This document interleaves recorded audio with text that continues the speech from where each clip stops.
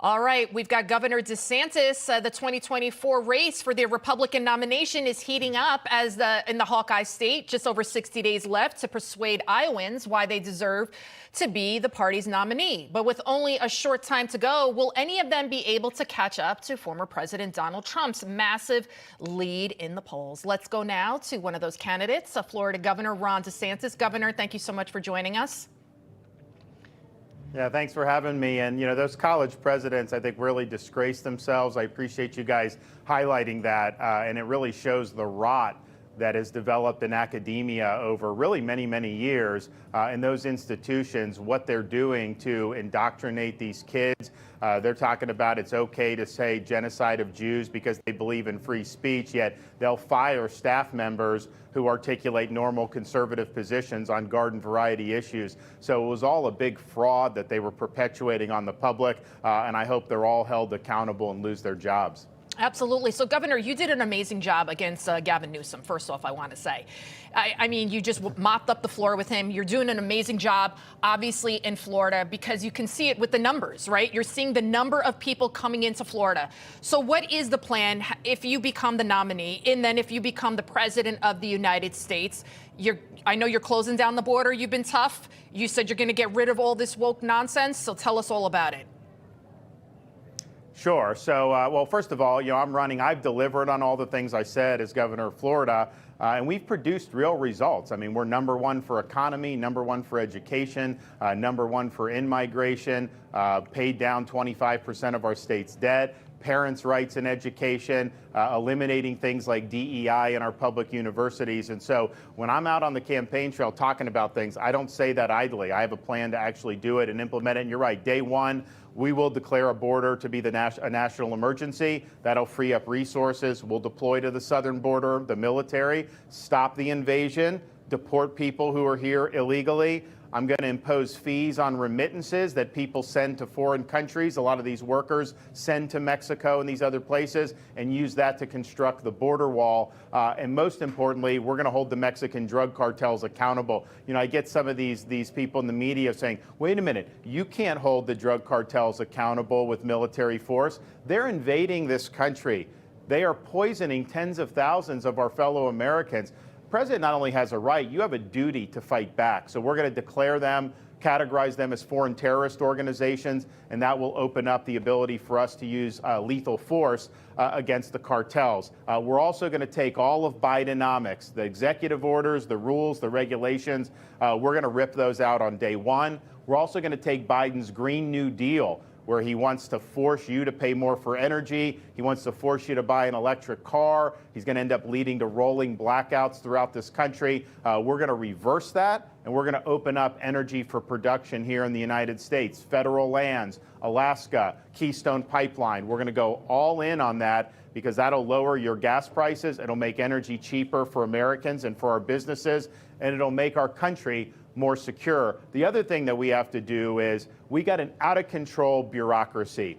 We've seen it with the weaponization of federal power against people that the regime doesn't like. I am going to take care of that and end the weaponization. We also saw it during COVID, where you had people like Fauci, CDC, NIH, all these agencies did immense damage to this country, and yet nobody's been held accountable. So I'm going to usher in a reckoning of all those health agencies because we can never let this happen to our country ever again. Absolutely. And you mentioned in there about closing the border, drill, drill, drill. I'm sure you heard about the infamous remark, President Trump in an interview. He was asked if he would be a dictator. He said yes on day one. And he said, I'm going to drill, drill, drill. Like you also mentioned, I'm going to close the border. The fake news has been going nuts over it, calling him a dictator, likening him to Mussolini. What do you make of those attacks when he's just wanting to do what most Americans want? I mean, they just want to be safe. They want to be able to, pay their bills. Well, my view is when I was in the military, I took an oath to support and defend the Constitution. As governor, I have, and of course, as president, you take an oath to preserve, protect, and defend the Constitution, and I will do that. I mean, I'll make sure our Constitution's upheld.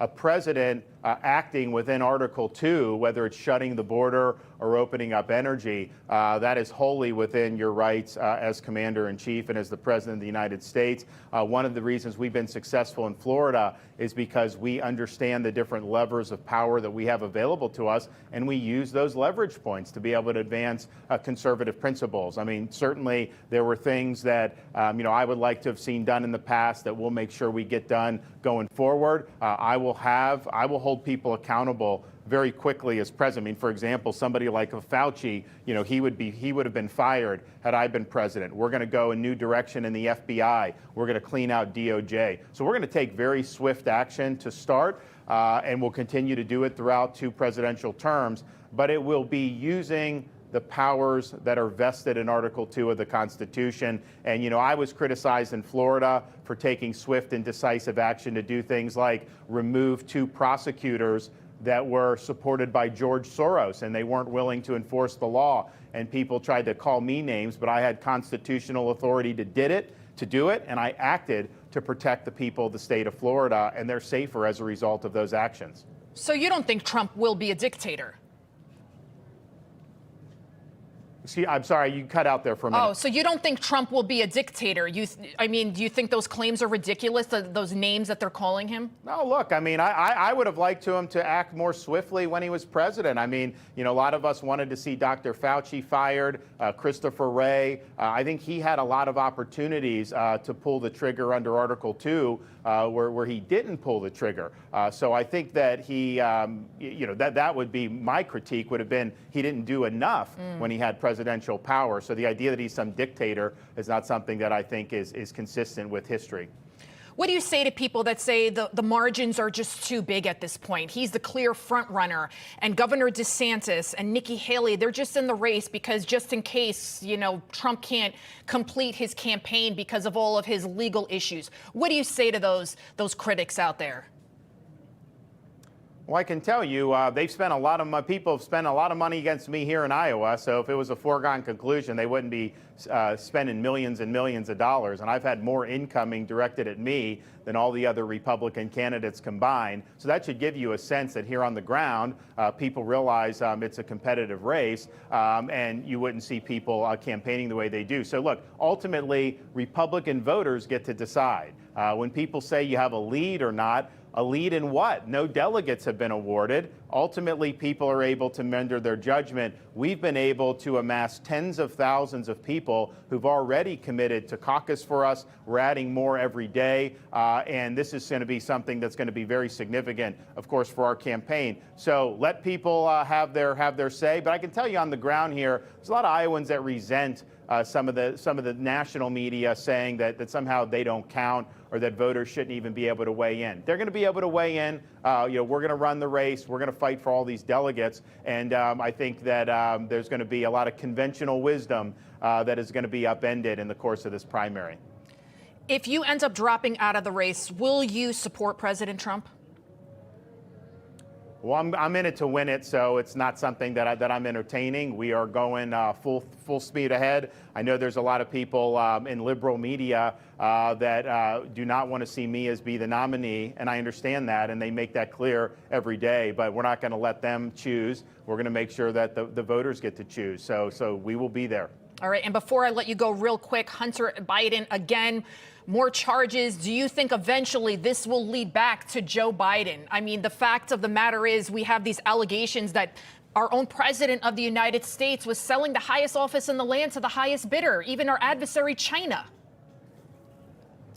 My fear on this is that this is kind of being set up in a way that the Democrats are going to say, well, you can't complain about Trump being prosecuted because they're prosecuting Biden's son. But then what will happen is after the election, I think Joe will simply pardon Hunter. So I'm not sure that this is going to end up leading where we think it should lead. Obviously, the corruption has been really, really significant. But I want to see how this unfolds because I'm just skeptical that the fix may be in on this. Interesting point there. Governor Ron DeSantis, as always, thank you so much for all that you do and good luck. Thank you.